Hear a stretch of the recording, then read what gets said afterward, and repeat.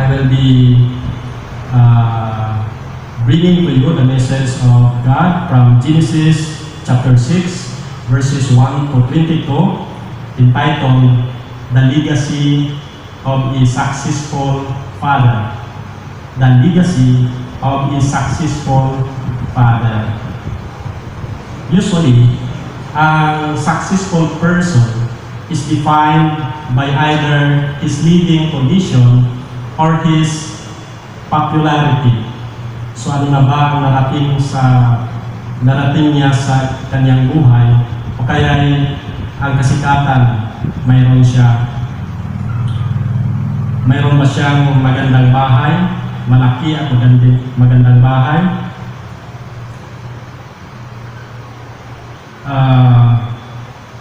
kumusta yung trabaho niya, mataas ba yung sahod niya, yung posisyon niya, and then pira.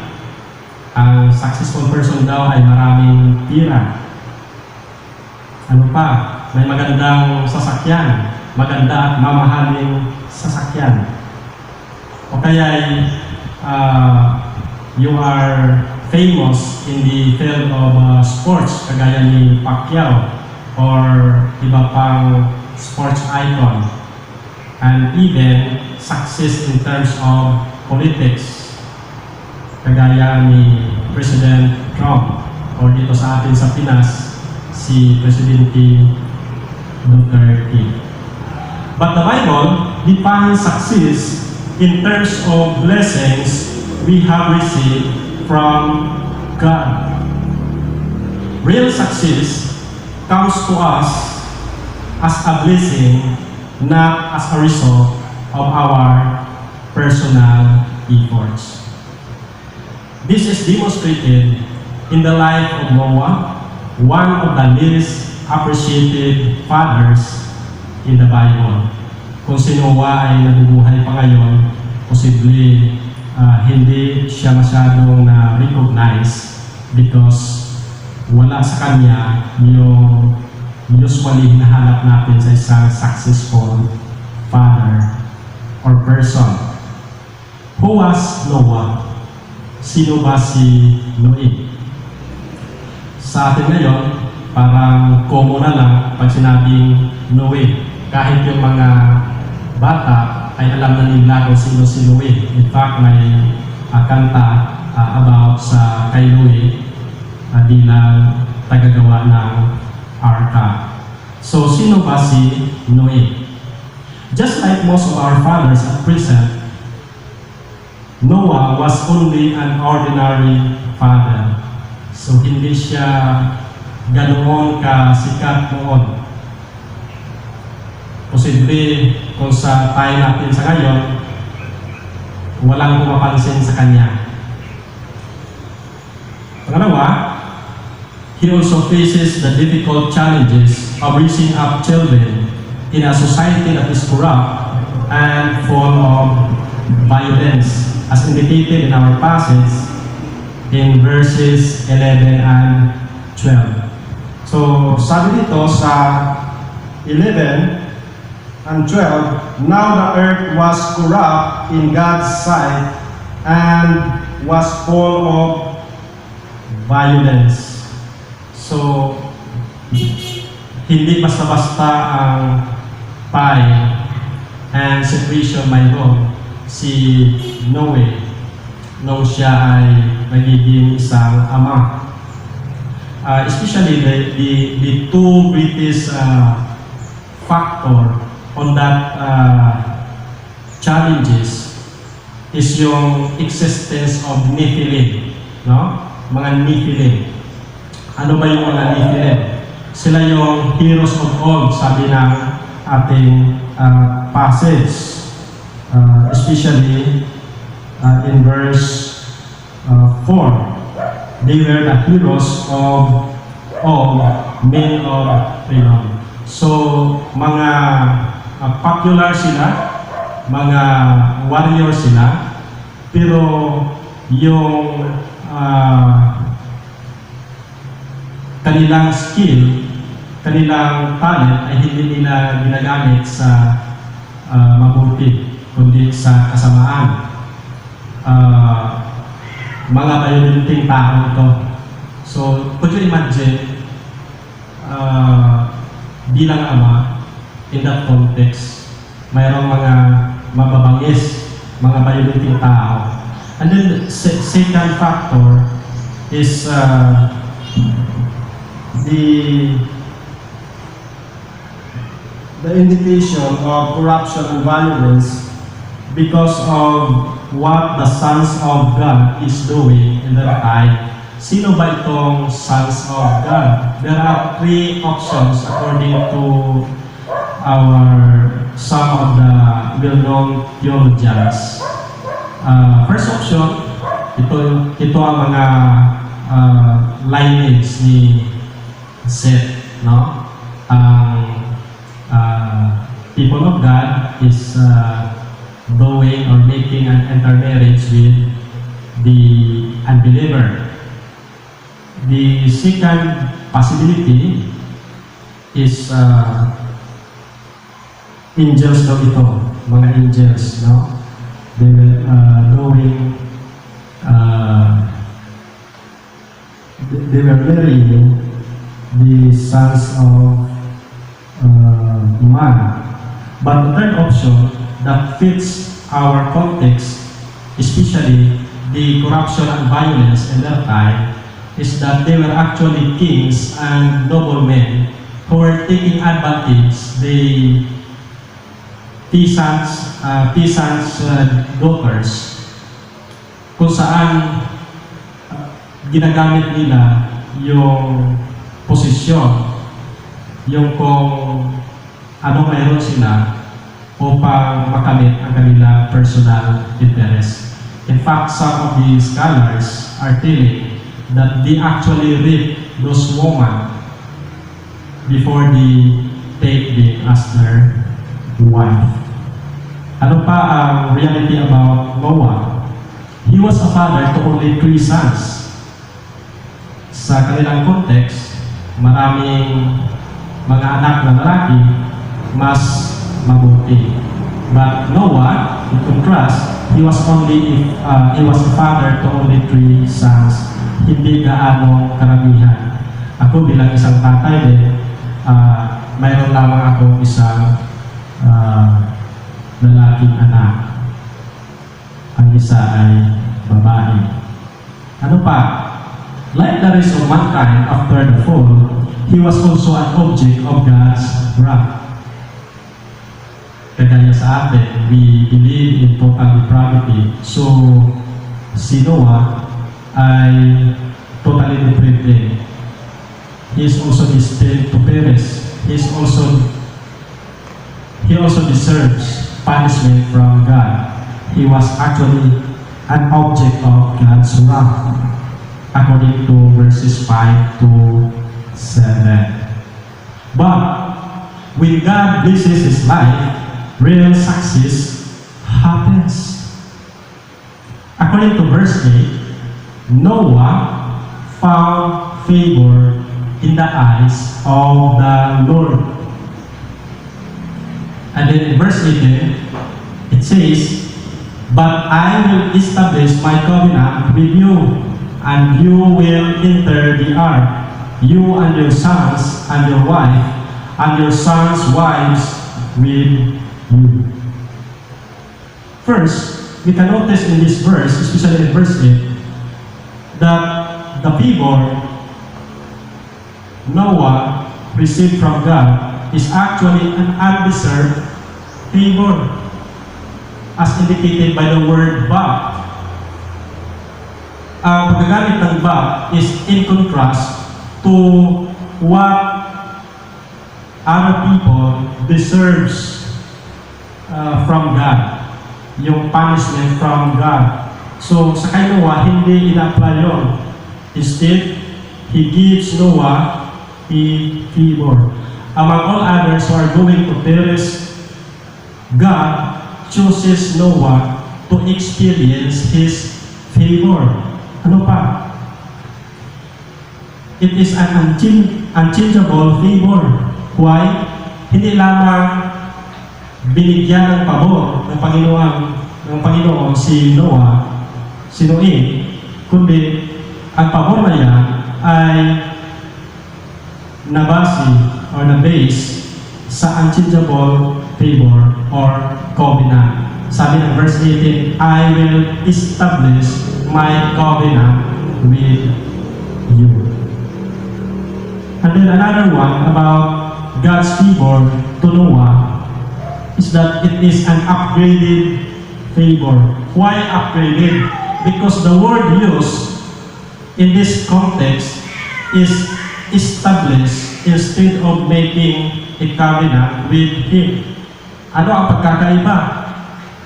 If it is for the first time, usually the word used is made. But established means different. It is an enhancement to what already God has made in relation to Noah. So mayroon ng existing covenant sa mga lineage ni Noah, especially sa kay Adam. Mayroon ng existing covenant. It was a covenant of work. Upgraded in the sense that in Noah, he enhanced it in the context that he established that covenant in the context that Noah has already fallen into sin.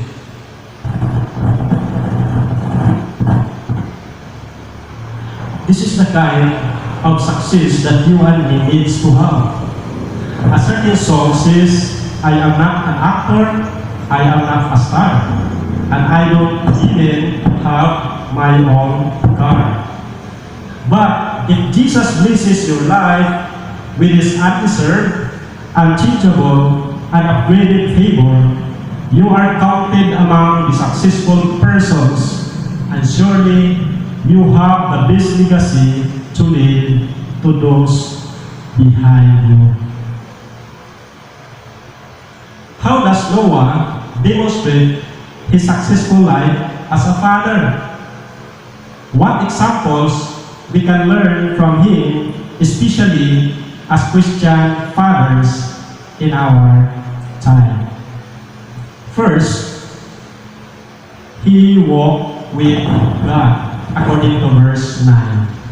Noah was a righteous man, blameless among the people of his time, and he walked faithfully with God. Anong ibig sabihin ng walk with God? Walking with God means living a life in the same direction as God. Kung saan pupunta ang Diyos, doon ka rin. Doon tayo. That is what it means, walking with God. And it is not just plain walking with God. Sabi dito, he faithfully walked with God even when all others were already going against God's direction. Especially now, during pandemic, maraming mga ama sa tahanan na hindi na ang pagsamba yung priority. Maraming mga tao na walang ng value yung worship para sa kanila, either face-to-face or even this online worship service. In the time of Noah, all others were already going against God's direction. They were already doing or rebellion rebelling against God. But Noah faithfully walked with God. For a short background of this point, this is in parallel with the situation of God's people during the time of Moses. God's people in the time of Moses needs recommitment to the direction that God is leading them after their Exodus. Marami kasi mga people of God in the time of Moses na very disappointed na sa kanilang buhay because of the struggles they have along their way going to Canaan. Yung iba sa kanila ay they are about to give up their journey, their walk with God. And many of them are already turning from God actually by submitting themselves to idols and lies. Pero Moses wanted them to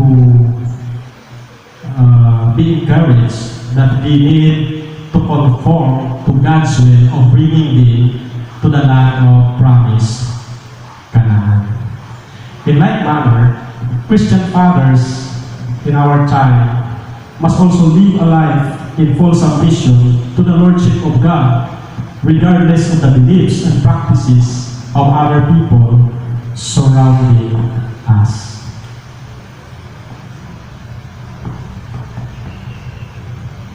Those who truly walk with God totally submit to God. Sabi dito sa verse 22, Noah did everything just as God commanded him. Ano ang content ng everything dito? First, he submitted to God's message. In verse 13. What is actually God's message in verse 13? It is actually a message of judgment. Kumbaga, when you do everything as God commanded you, you should not modify God's message just because of the responses of people you are preaching. The message of God should be preserved regardless of the responses. In our days, yung mga message na about God's love, ito usually marinig natin from the pulpit, but sabi dito in verse 13, it should be in balance. In verse 13, this is actually God's message of judgment for those who did not submit to God's will. This is a warning to people of God in Moses' time and a warning to all of us today. Second, submission to God's mandate. This has something to do with our calling. Ano ba ang pinapagawa ni God sa kay Noah?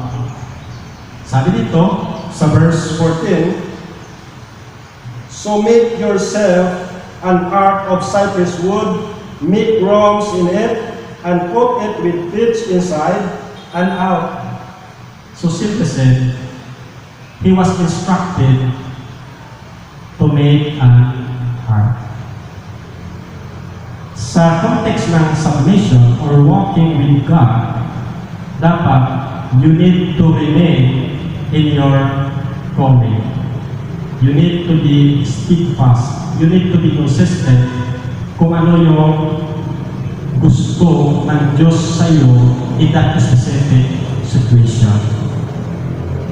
Hindi mo gawin yung mga bagay na hindi pinapagawa sa inyo. If you are a Christian father, and at the same time, you are called for pastorate, then you should remain in your pastorate regardless of the circumstances surrounding you. If you are a father serving in a military, serving in politics, or excelling in sports, So you need to be in that calling for the glory of God. Submission to God's materials. Kung ang Diyos ay may pinapagawa sa atin, He also shows to us kung ano yung materials, kung ano ang gagamitin, or even His provision. In verse 14, sabi dito sa paggawa ng arka, make yourself an ark of cypress wood, make prongs in it, and coat it with pitch inside and out. We cannot understand, hindi natin masyado maintindihan kung ano talaga yung pakay ng Panginoon, but our responsibility in using His materials is actually to use it by faith. He knows why He is doing that. He knows why He specifically give us that material. So our responsibility is to obey and submit. And fourth, submission to God's manner. So hindi po pwede na you obey God, you submit to His command, but you do it your way. Verse 15, sabi dito, make a roof for it, leaving below the roof an opening 1 cubit high all around. Put a door on the side of the ark, and make a lower, middle, and upper base. So there is a clear instruction of the way or manner the ark has to be made. So the same is true with us. Message, mandate, materials, and manner, it should be done just as God commanded us. Second, na demonstration ng successful life ni Noe as a father is that he witnessed to others based on verses 9 to 12. To witness means demonstrating the difference of a life lived under God's direction. Noah was a righteous man, blameless among the people of his time. Yung iba ay kung ano-ano na ang ginawa nila dahil accepted naman sa kanilang time. Dahil para sa kanila, okay naman yun. But si Noah, he lived a life, he made a difference as a Christian father in his day. First, through his conduct. Sabi dito, he is righteous, blameless among the people of his time. Who are the people of his time? They were corrupt. They were in violence. Everywhere there is sin and corruption is everywhere. And yet, Noah was able to preserve his character as man of God, as Christian father. Second is through his conversation. Sabi nga nila, he talked about his walk. 1 Peter chapter 3 verse 15, sabi dito, but in your hearts, revere Christ as Lord. Always be prepared to give an answer to everyone who asks you to give the reason for the hope that you have. But do this with gentleness and respect. So it is not enough na you give a good example to others to your godly life. Dapat to some extent mag-aaral ka din ng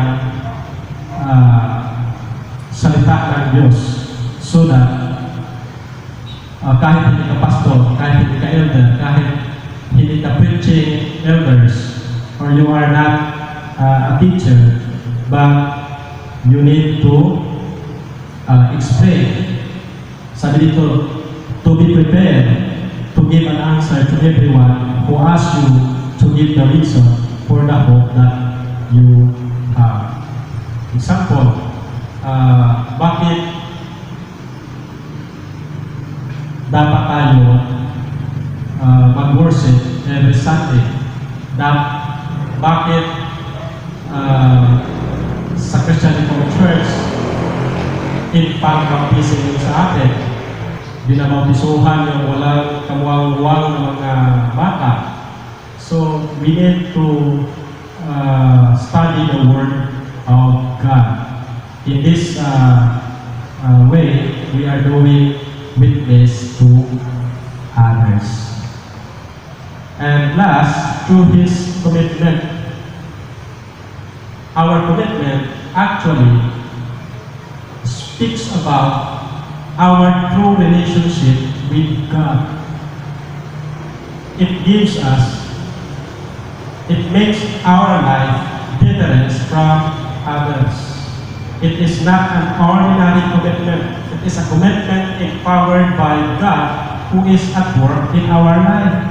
Sabi dito, He keep working and preaching for 120 years despite negative criticism. So our commitment as Christian fathers should not be dependent on the response of people we are ministering. Preach the word, continue our witnessing, continue sharing the word of God despite the reaction of the people we are ministering. Imagine, sa kay Noah, he preaches for 120 years without even any converts outside from his family. Number 3, demonstration of a successful life as a father ni Noah is that he won his family in verses 18 to 22. The greatest success we can ever have in this life is the assurance of salvation, not only for ourselves, but also for all the members of our family. God gave Noah an assurance that he and all his family will enter the ark. Winning our family means ensuring every member to take and act in accordance with God's will. To win our family, not necessarily means na lahat sila ay maka-experience ng salvation. It is only God who knows His elect. Winning our family, sabi dito, ensuring every member to take and act in accordance with God's will. Mayroon akong article na nabasa from Focus on the Family program entitled Family Legacies by G. Otis, Midwinter, and Kurt Warner. Sabi daw, if we don't intentionally pass on a legacy consistent with our beliefs and values, our culture will pass along its own. So ano ang gusto mong legacy for others to follow? Your beliefs and values or the culture we have now, especially in the context of pandemic. Sabi nila, do it intentionally. Intentionally pass on a legacy consistent with our beliefs and values. In verses 18 to 22, sabi dito, but I will establish my covenant with you, and you will enter the ark, you and your sons, and your wife, and your sons' wives with you. And then the response of Noah, verse 22, Noah did everything just as God commanded him. First, in this passage, especially in verse 18, we can notice that it is only Noah who is the recipient, or it is only to Noah that God primarily established his covenant, not to any of his family members. But you will notice that the benefits applies to all members of his household, including his sons' wives with him. Paano nangyari yun? Sakay Noah, binigay or in-establish ang covenant, pero maraming tao, may ibang tao na nag-benefits sa ganyan. First, this is in fulfillment of God's promise. It is God who promised Noah of this particular benefits. No? This is the fulfillment of God's promise.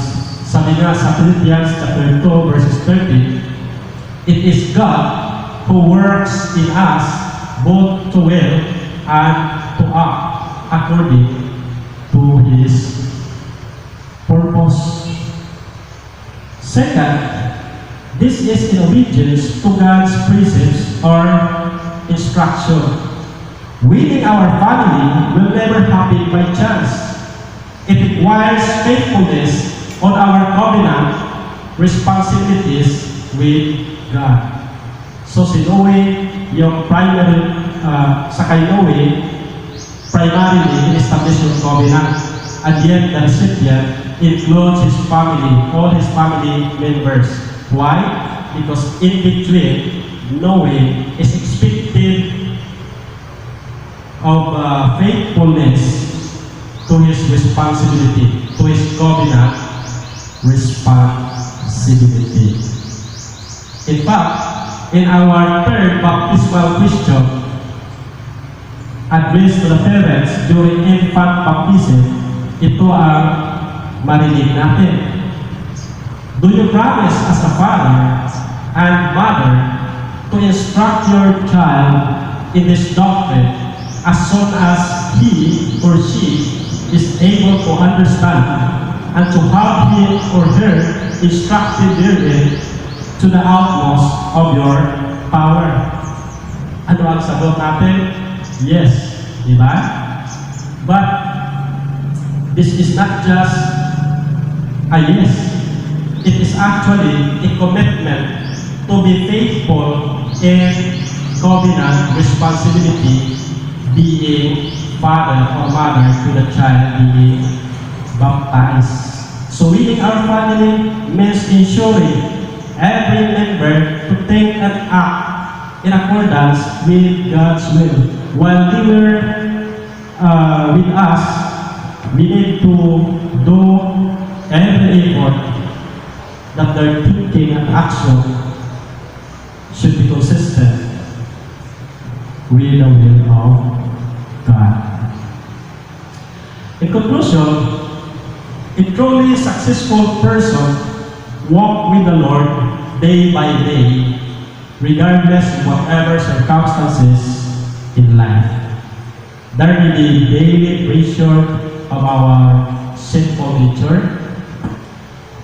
All the fathers, I believe, are still struggling for a particular sin while we are still living. And there is an evil system and influences in the society. There is challenges in interpersonal relationship. So hindi pwede gawing reason for unfaithfulness just because may mga kaaway kayo doon sa church or sa workplace ninyo. We need to walk with the Lord day by day, whatever circumstances in life. And last, the transition period in life. It doesn't follow na mayroong unfavorable situation or pangyayari sa church mo, sa family mo, especially the leadership transition, bigla ka na lang manlalamig sa service to God. Gusto ko lang i-remind sa inyo that during this time na tinawag ng Panginoon si Noe na pumasok na sa arka, kamamatay lang ang kanyang ama. So it means there is transition period in his life. Kamamatay lang ang kanyang ama na si Lamech. And yet, he submitted to the will of God regardless of the circumstances in his life. The same is true with all of us, especially the Christian fathers. So despite the disappointing reality of corruption and violence in our community, biblical success is still possible by the grace of God. No one found favor in the Lord. Success in the biblical perspective is not earned or accomplished, but rather comes as a gift. Sabi nga sa verse 8, paulit-ulit ko binabasa, no one found favor in the Lord. It is only by the grace of God that every believing father can make a difference. Our unique identity as Christian fathers is totally dependent upon the grace of God. So, in closing, there is a challenge for all of us. Remember that somebody are following your footsteps. They can be your children, relatives, younger church members, etc. The question I would like to leave to you, to all of you at this point, is your present walk with God worthy of reproduction? Is your present walk with God worthy of reproduction? Will you be comfortable with the younger generation follow the footsteps that you have at present?